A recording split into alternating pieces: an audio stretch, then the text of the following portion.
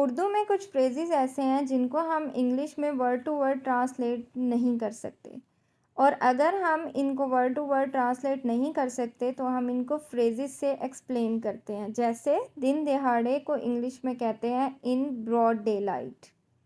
दिन दहाड़े in broad day light. पलक झपकते ही इन्हें जिफी।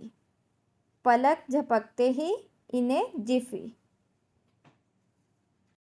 हर सुख दुख में इन व्हील एंड वो।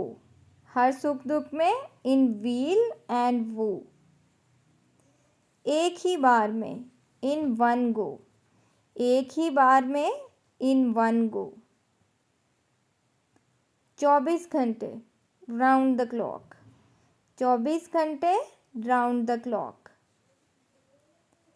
सुबह से शाम तक फ्रॉम डॉन टू डस्क। सुबह से लेकर शाम तक फ्रॉम डॉन टू डस्क।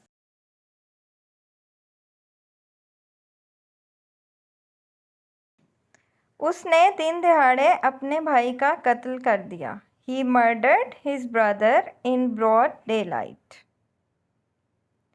उसने पलक झपकते ही मेरा बस्ता चुरा लिया। She stole my bag in a jiffy. मैं हर दुख सुख में तुम्हारे साथ हूँ। I am with you in weal and woe. ये जूस एक बार में P low. Drink this juice in one go. वो 24 घंटे काम करता है। He works round the clock. वो सुबह से शाम तक मेहनत करता है। He works hard from dawn to dusk.